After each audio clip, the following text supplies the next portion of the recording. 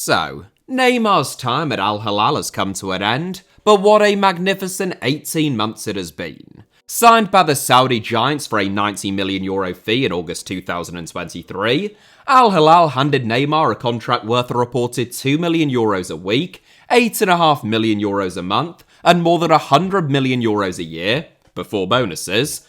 But following just 5 appearances for his new club, Neymar ruptured his ACL while on international duty with Brazil. In the 16 months since then, the former Barcelona star has only made 2 additional appearances for Al-Hilal, taking his overall tally for the club up to 7.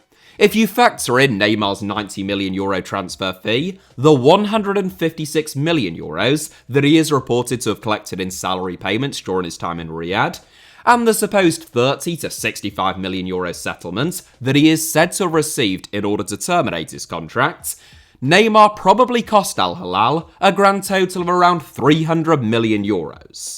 That works out at €300 million a goal. He only scored 1 goal for them. €43 million a game, and more than €700,000 for every single minute that he played for the club.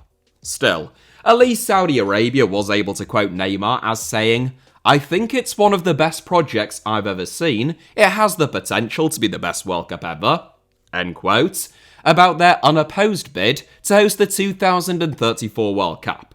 I mean, that's gotta be worth €300 million of anyone's money. By the numbers, Neymar is one of the worst, if not the very worst signing of all time, but when a friend asked me who else could lay claim to that title, that got me thinking, and I realised that I had never actually made a video as straightforward as the 7 worst signings in the entire history of football. I know, I'm really not cut out for this job. I've been doing it near enough 8 years now. So that is what today's video is all about, and when I tell you that only the most abysmal signings of all time make the cut, I really do mean it. Even Jack Rodwell, whose signing crippled Sunderland as he seemingly literally cursed them whenever he played and sent the entire club into a traumatic death spiral, Jean-Philippe Gbamin, a man who Everton paid £25 million to sign and handed a 5-year contract worth an additional £25 million, in exchange for 8 appearances in all competitions before he was released on a free, and perennial HITC Sevens inclusion and friend of the channel Danny Drinkwater's inexplicable £35 million move to Chelsea, which is more than they paid Leicester for N'Golo Kante, don't quite make the cut. There will be more dishonourable mentions towards the end, how couldn't there be? But taking everything into account as best as I can, fee, wages, contribution, and long-term damage caused, here are 7 of the worst signings in the entire history of football. 7th, Romelu Lukaku to Chelsea. Chelsea signed Romelu Lukaku on 2 occasions, exactly 10 years apart, but you probably don't need me to tell you that it is his 2021 move from Inter Milan, rather than his 2011 move from Anderlecht, that earns him a spot in this 7. In fact, first time around, despite scoring 0 goals in 15 games for them, Chelsea signed Lukaku for £10 million and they sold him for £28 million. If they'd just stopped there, they'd have done pretty well out of the big Belgian. Unfortunately, like Robert Falcon Scott, Chelsea failed to follow the old adage of never go back. Robert Scott was an explorer who led 2 Antarctic expeditions, surviving the first one, but dying on the way back from the second. I've explained that reference, but I will be expecting an extremely high level of knowledge of early 20th century explorers on this channel from this point onwards. There'll be no more spoon feeding after this, you have been warned. The logic behind Chelsea going back for Lukaku was quite compelling. Following a club record €80 million move to Inter Milan, Lukaku had scored 64 goals in 95 games in 2 seasons at the San Siro, which included 13 goals in 16 games in Europe. Chelsea, meanwhile, had just won the Champions League themselves, beating Man City 1-0 in the final in Porto. There was a great deal of excitement around Chelsea at the time, who had made huge strides under Frank Lampard's replacement Thomas Tuchel, but they still finished 4th in the Premier League, 19 points behind Man City. Chelsea's biggest problem was scoring goals. Despite winning the Champions League, their top scorer in the league the previous season was Jorginho with 7, and in all competitions, it was Tammy Abraham and Timo Werner, tied on 12 goals each. The Blues were convinced that Lukaku could be the missing piece of the jigsaw and, as a result, Inter Milan were able to convince them to part with £97.5 million, which was, at that time, the sixth most expensive transfer of all time, and it made, and it still makes, Lukaku the most expensive footballer of all time in terms of cumulative transfer fees.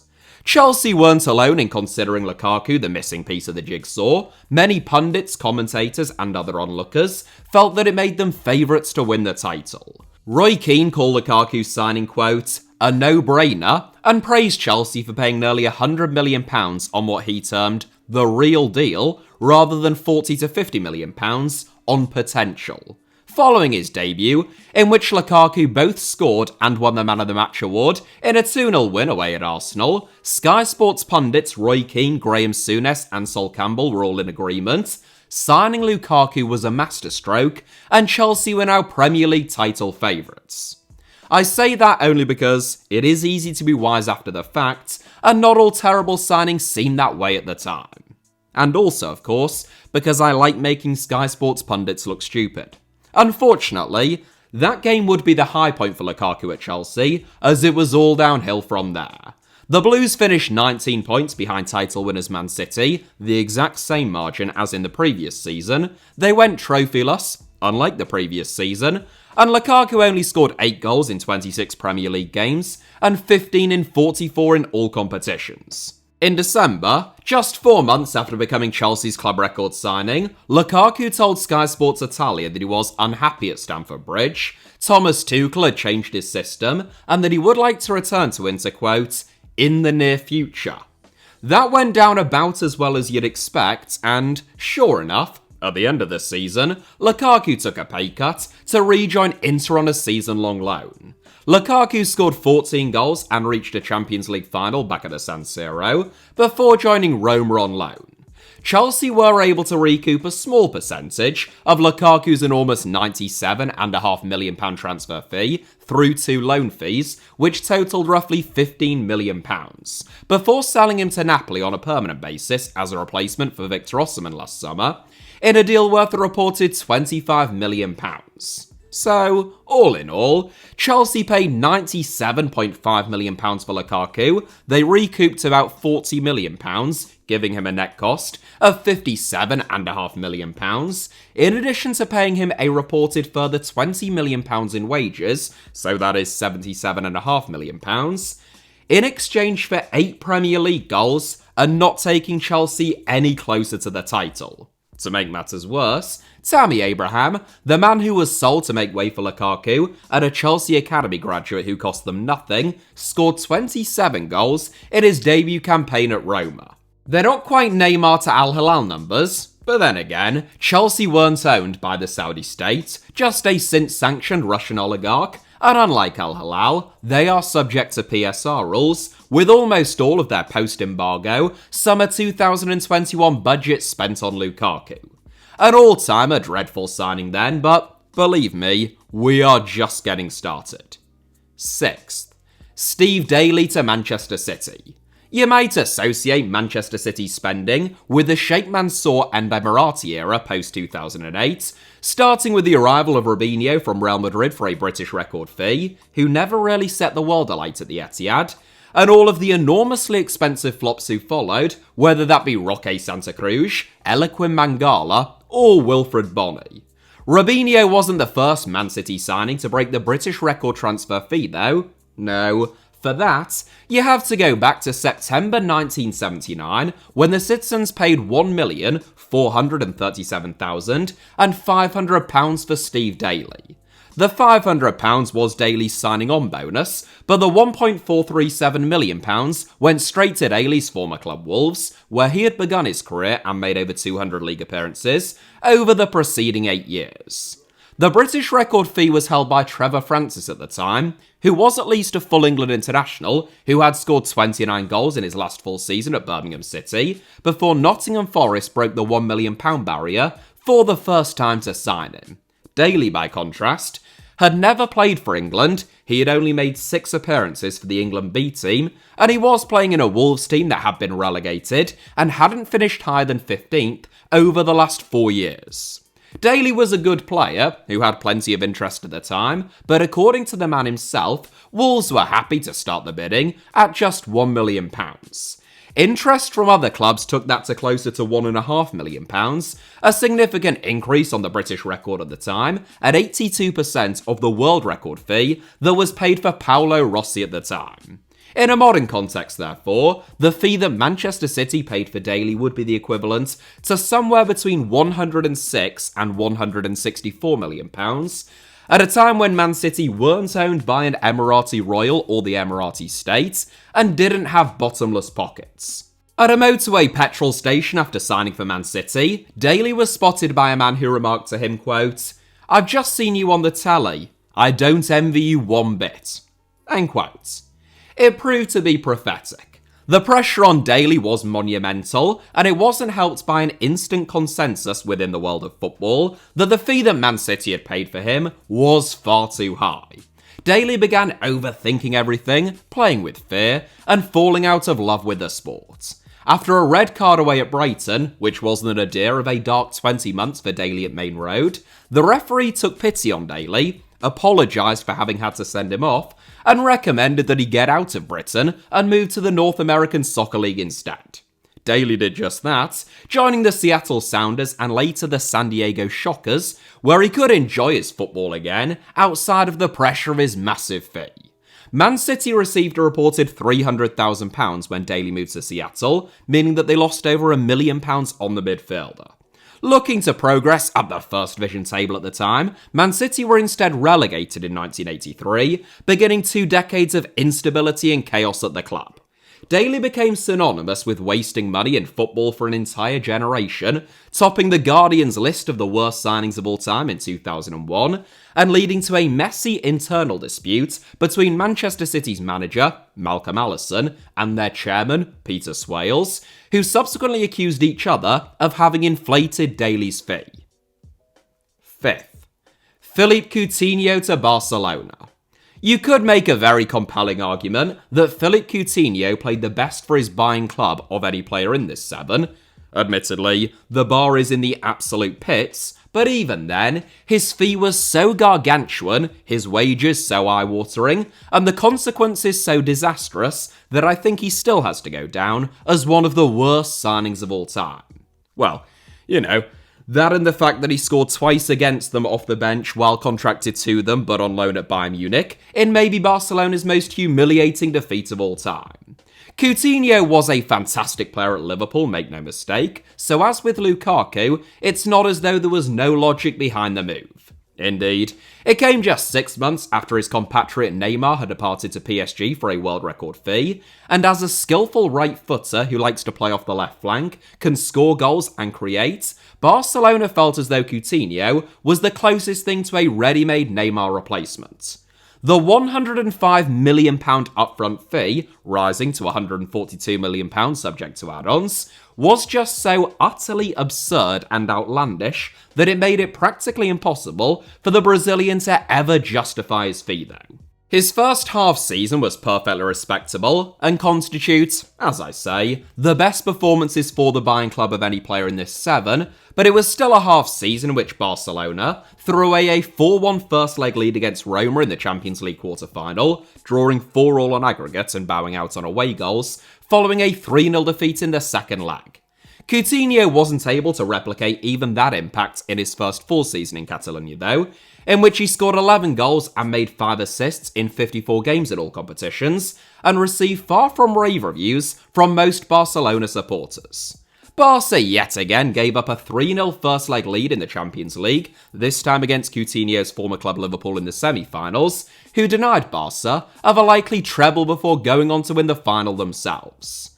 That was the game that seemingly broke Coutinho at the Camp Nou, not that he had been functioning brilliantly up to that point, and the following season, he went on loan to Bayern Munich. It was there, of course, that Coutinho made that aforementioned contribution in a humiliating 8-2 Champions League quarter-final defeat for Barcelona, adding insult to injury in what already appeared to be one of the worst pieces of transfer business of all time. At least Bayern Munich covered Coutinho's salary for the duration of the loan, unlike at Villa who were, understandably, only willing to pay 30% of Coutinho's massive £470,000 a week wages, according to reports. Oh, and in between those loan moves, there were obviously 2 seasons back at Barcelona, but no one can remember them because Coutinho barely played, and when he did, he didn't do anything. The closest thing to a saving grace for Barcelona was that they managed to recoup £17 million when they sold Coutinho to Villa on a permanent basis, in what also turned out to be a terrible signing for Villa, but that is faint solace within the context of a move reported to have cost £114 million after add-ons, never quite climbing all the way up to £142 million, for obvious reasons. Combined fees and wages, minus the sell-on fees and the wages covered by loaning clubs, Coutinho cost Barcelona an estimated £175 million net, and in return for that, he scored a whopping 17 goals in 76 games for them over the course of 4.5 years, 2 goals in 1 game against them in a generationally humiliating defeat. He made them worse as a team overall, and his gargantuan fee and wages played a significant role in Barcelona's subsequent economic turmoil, which ultimately saw them lose their greatest player of all time for nothing when he didn't particularly want to leave. All in all, you would have to say that it was significantly suboptimal.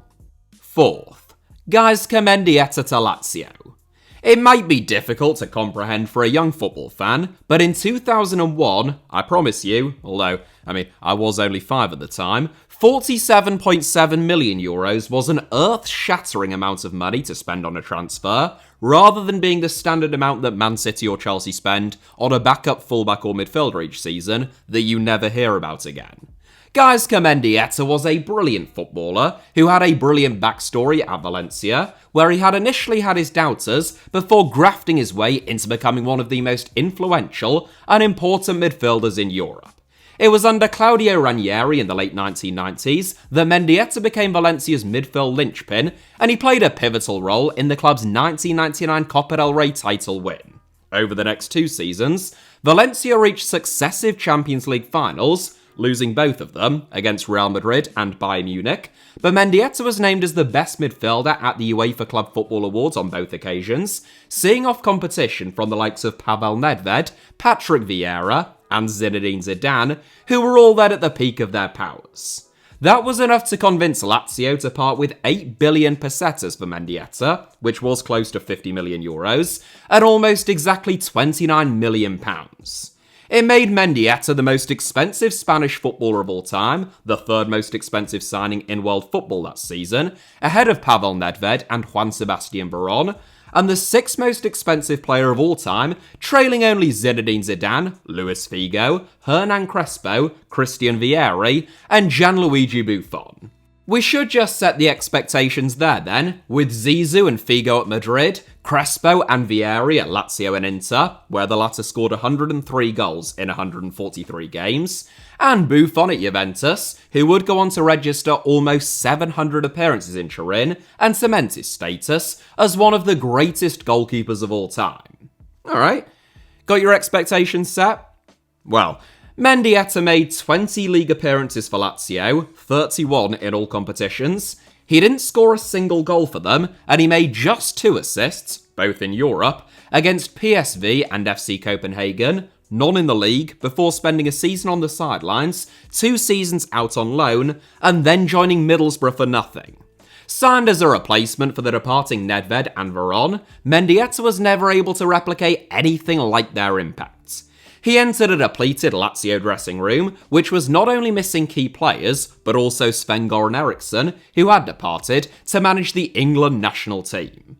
A period of managerial tumult followed, none of whom really found a happy home for Mendieta in their side, who also picked up several injuries during this time. A tactical misfit in Lazio's setup, Lazio had expected Mendieta to become a talismanic figure following his contribution at Valencia, but as a quiet character within a dressing room full of big characters, the Spaniard was relatively anonymous, both on and off the pitch, and Lazio fans were left wondering what they had bought. Or at least, I imagine they thought that, in between doing Nazi salutes and making crude jokes about Anne Frank. Mendieta cost the equivalent of about £156 million now, as a percentage of the current world record fee. He was paid an absolute fortune for 3 years, he did nothing, and then he was sold for nothing. All in all then, a bit of a nightmare.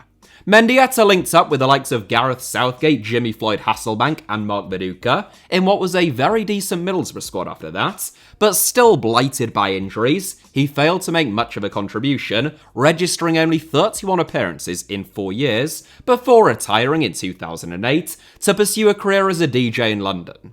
The Mendieta deal played a large part in Lazio's subsequent financial trouble, as they went from title challengers to mid-table also-rans. Meanwhile, Mendieta rinsed them for every penny that they had, before realising his own true ambitions of becoming the top MC in Dalston.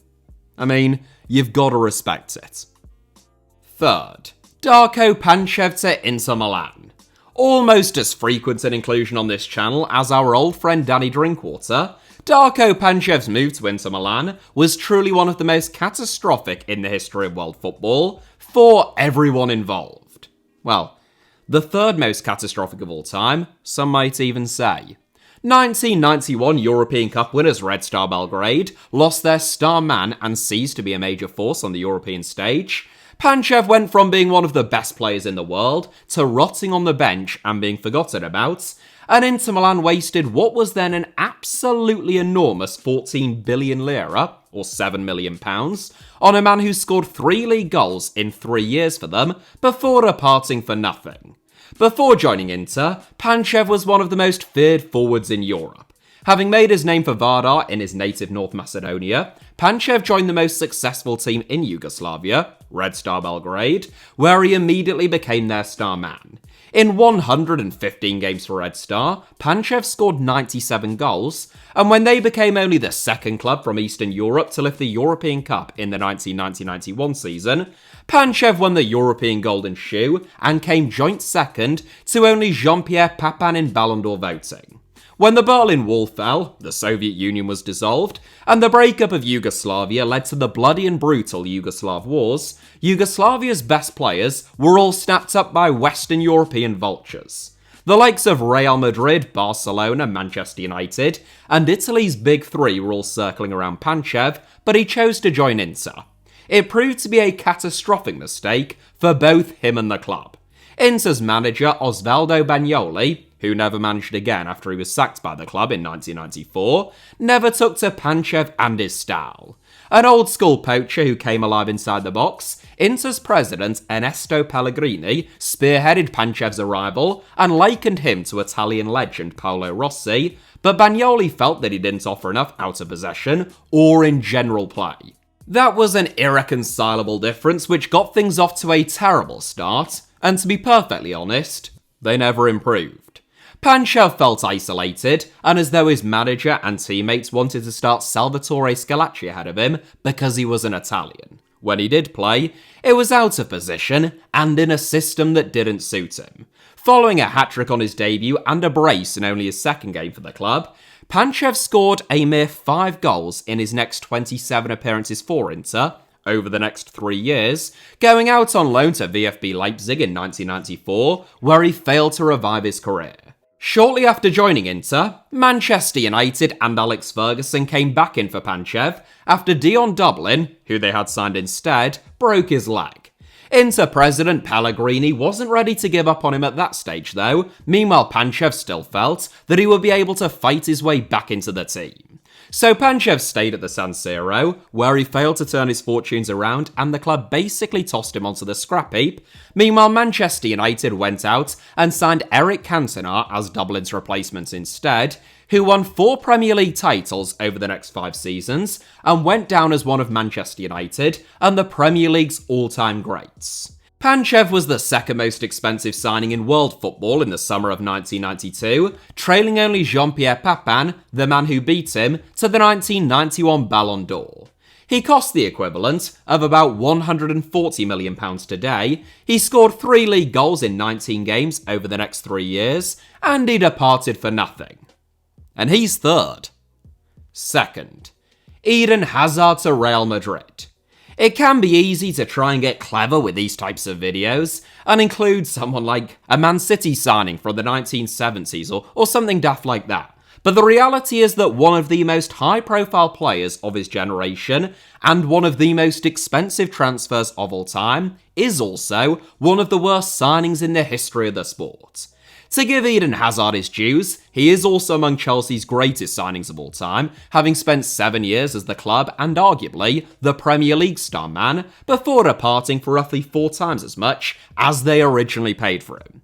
Chelsea's loss was also Real Madrid's loss though, as though they signed Hazard following a superb season in which he inspired Chelsea to a Europa League title, made the FIFA Pro World 11 and was nominated for the Ballon d'Or, a combination of misfortune and ill-discipline was about to send Hazard's career into a terminal nosedive. Renowned for his lax attitude towards training and diet, but turning on the style when it mattered most, Hazard had managed to avoid any major injuries at Stamford Bridge. After Real Madrid paid €100 million to sign him though, rising to €146.1 million subject to add-ons, the Belgian enjoyed no such good fortune.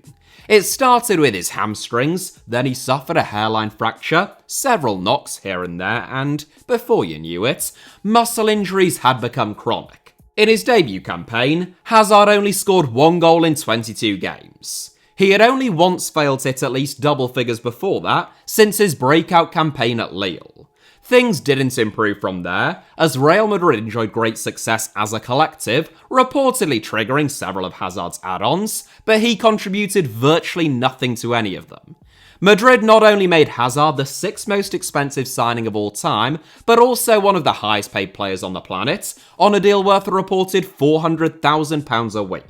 That worked out at more than £20 million a season. In terms of his fee and wages combined, therefore, Hazard is believed to have cost Madrid just shy of £200 million.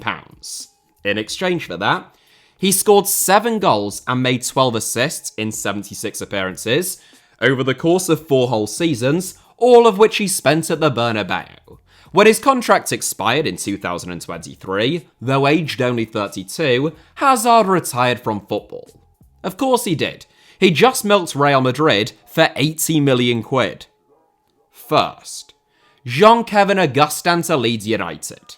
I have made an entire video about Jean-Kevin Augustin's Leeds United transfer saga, entitled The Worst Signing of All Time, so it would be a bit hypocritical of me, if nothing else, not to put it at top spot.